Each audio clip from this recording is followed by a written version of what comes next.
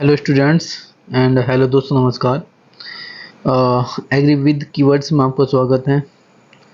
तो आज हम बात करेंगे आपका हॉर्टिकल्चर्स के बारे में। ठीक है, कुछ इम्पोर्टेंट टॉपिक हैं आपका हॉर्टिकल्चर्स। एक मैंने एक लेक्चर में करा दिया है, एक लेक्चर मेरा हो चुका है हॉर्टिकल्चर का। ठीक है, जो ये रिवीजन क्लास है आपकी। ठीक है, ये आपकी रिवीजन है, यहाँ से आप रिवीजन कर सकते हो। ठीक है,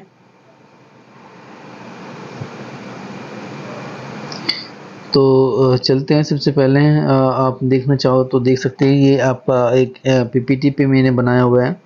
जो वहाँ पर अपलोड किया था वो चैनल्स जो हैं उस पर मैंने जो अपलोड किया था वो डेड हो चुका है, वो चैनल नहीं चलेगा, वो उस पर मत जाना।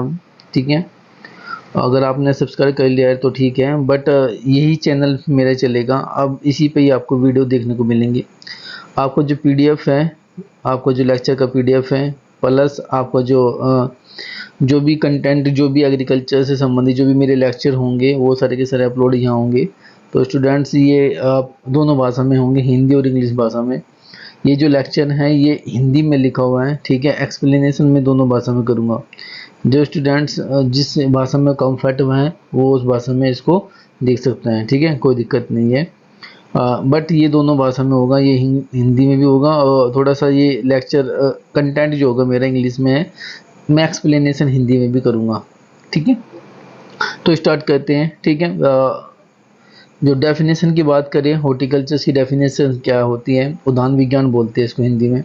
तो उद्यान विज्ञान किस भाषा का शब्द है? लैटिन भाषा के दो शब्दों से मिलकर बना है। पहला है होटस, दूसरा होता है गार्डन्स। ठीक है, होटस का मतलब होता है आपका गार्डन्स, और कल्चर का मतलब होता है कल्टीवेशन। जो आपका लैटिन भाषा के दो शब्द हैं, पहला है होटस, दूसरा होता है कल्चरा।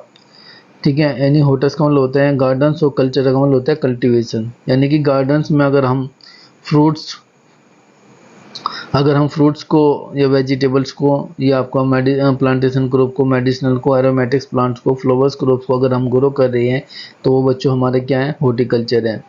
हॉर्टिकल्चर लैटिन भाषा के दो शब्दों से मिलकर बना है। पहला है होटस, होटस का मतलब होता है गार्डन, एंड कल्चर का मतलब होता है कल्टीवेशन। यानी कि गार्डन के अंदर अगर हम fruits vegetables sorry fruits vegetables की फ्रूट्स हैं, वेजिटेबल्स हैं, ठीक है, कोई भी उनको ग्रो करते हैं तो आपका हमारा क्या होता है? वो हॉर्टिकल्चर होता है।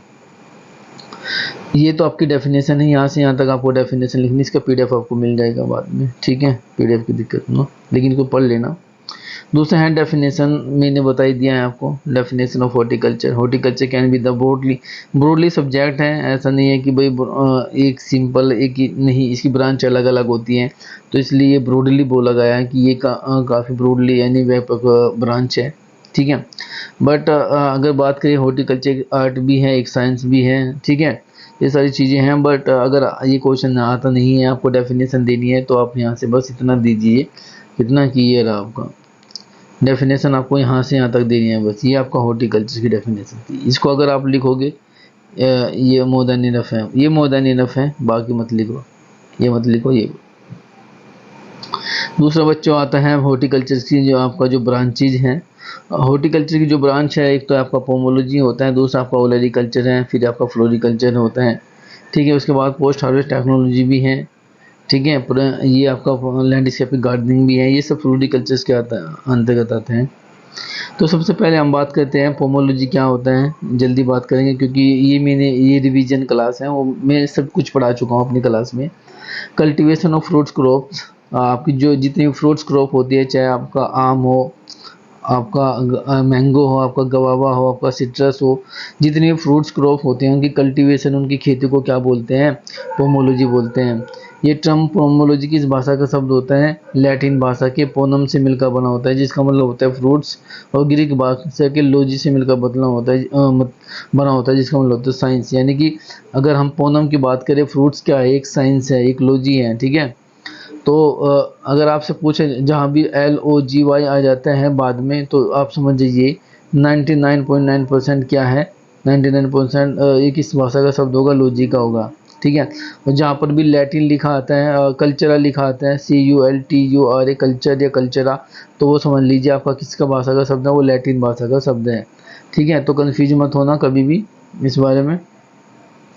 तो ये आपका फोमोलॉजी हो गया बच्चों। दूसरी अगर हम बात करें ओलेरिकल्चर। ओलेरिकल्चर मतलब होते हैं सब्जी की फसलों का उत्पादन, यानी कल्टीवेशन ऑफ वेजिटेबल्स क्रॉप्स, ठीक है। ओलेरिकल्चर क्या है? ओलेरिकल्चर इज ए मतलब originated from the Latin word से मिलकर बना है। ओलरीज का मतलब होता है क्या आपका पोर्ट्स या हर्ब, एंड कल्चर का मतलब होता है कल्टीवेशन। यानी कि अगर हम क्या कहते हैं, the olericulture is the science of vegetable crops या the cultivation of vegetable crops. वो सिंपल सी बात है, the cultivation of vegetable crops is called olericulture, ठीक है। ओलेरिकल्चर मतलब सब्जी विज्ञान। जितनी भी सब्जियां आप खाते हो, सब्जियां जितनी भी आप ग्रो करते हो, चाहे वो कैबेज हो, कॉलीफ्लावर हो, ब्रिंजल हो, तो पोटैटो, वो सारा का सारा कहाँ पर डिस्कस किया जाता है? ओलेरिकल्चर में। अब आता है फ्लोरिकल्चर। फ्लोरिकल्चर भी लैटिन भाषा का शब्द है। फ्लोरिस फ्लोरस का मतलब होता है आपका फूल, और कल्चर मतलब होता है कल्टीवेशन। यानी कि फूलों की खेती अगर आप कर रहे हो, कल्टीवेशन ऑफ फ्लावर्स अगर आप कर रहे हो, तो स्टडी किस में हो जाएगा? आपका फ्लोरिकल्चर में हो जाएगा, ठीक है। उसके बाद आता है लैंडस्केपिंग। लैंडस्केपिंग का मतलब ये होता है कि मान लो आपके कोई भूभाग है, यानी कि कोई भी भूमि के किसी भी टुकड़े पर आप क्या करते हो? एक लेआउट बनाते हो, ठीक है। एक लेआउट बनाते हो, वो आउट ऑफ होम भी हो सकता है, घर के बाहर भी हो सकते हैं। आपके जो घर के बाहर है वहाँ भी आप एक गार्डन्स का यानी एक लेआउट बना सकते हो। उसमें जब हम किसी प्लांट्स को, ऑर्नामेंटल प्लांट्स को ग्रो करते हैं, तो आपका लैंडस्केपिंग गार्डनिंग में आता है। उसके बाद आता है preservation technology of and vegetables.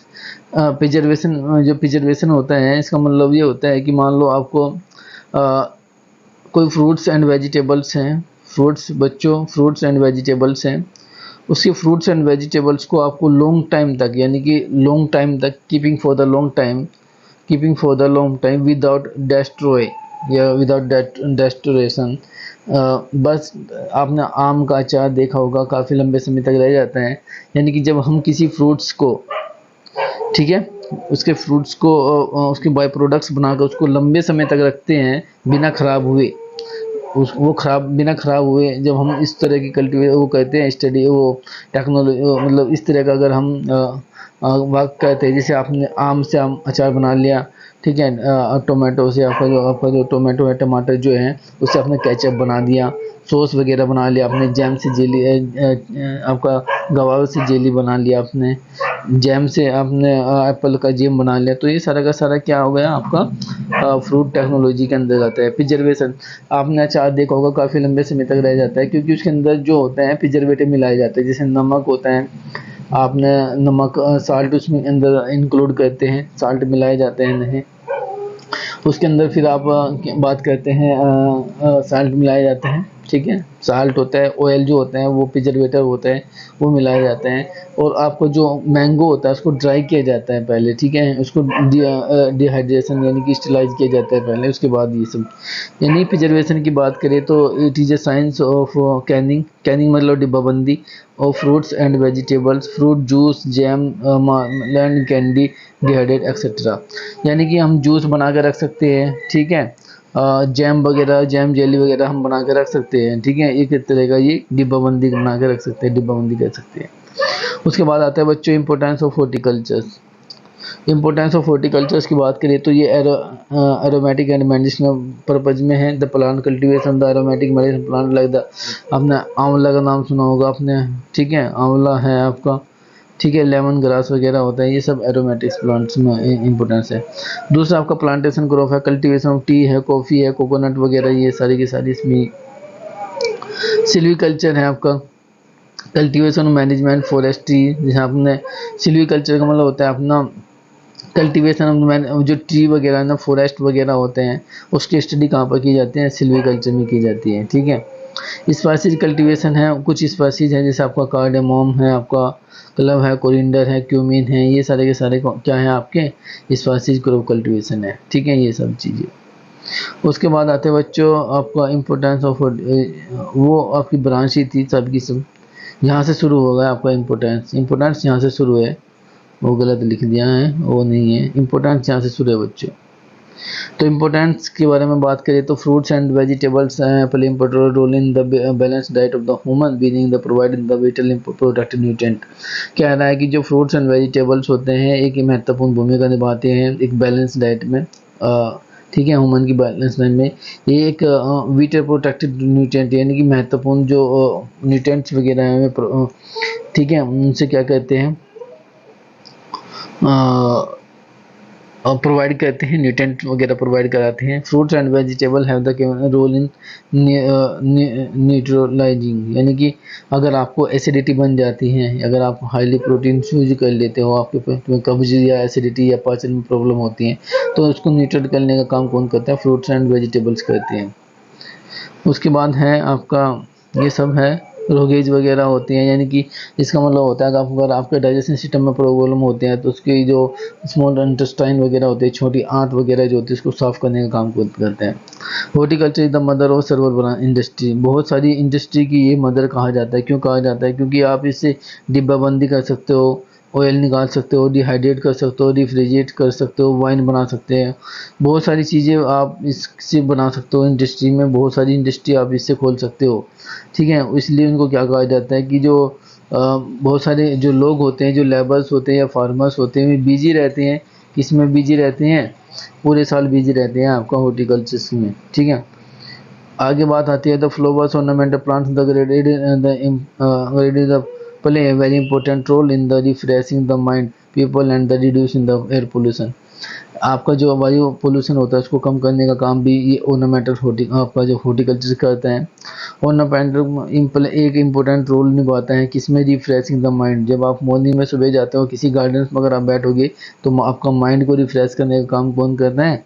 यही करता है हॉर्टिकल्चर से। Wide source of medicine, medicine का वाइड सोर्स है, मेडिसिन बहुत ज़्यादा इसी ब्रांच में मिलती है आपको। मेडिसिन एंड एरोमेटिक प्लांट का पूरा ही लक्ष्य है। जनरेट एम्प्लॉयमेंट अपॉर्चुनिटी, यानी रोजगार के अवसर ये प्रदान करने का काम करता है। कौन? आपका हॉर्टिकल्चर। स्कोप ऑफ हॉर्टिकल्चर की बात करें तो ये it is has a great variety of the estimated the endemic condition when the exploited the going the in horticulture. कह रहा है कि यदि कहीं पर क्या हो जाता है भाई, ऐसी एंडेमिक कंडीशन आ जाती है, कोई आपदा वगैरह आ जाती है किसी तरह की कोई, तो वहाँ पर हॉर्टिकल्चर को एक्सप्लोइटेड करना किया जा सकता है, भेजा जा सकता है। Climate are the varying the from the tropical subtropical and temperate region. Climate जो होती है आपकी इसकी वेरी करती है, कहीं पर ट्रॉपिकल करती है, कहीं पर सब ट्रॉपिकल, कहीं पर टेम्परेट होती है, ठीक है।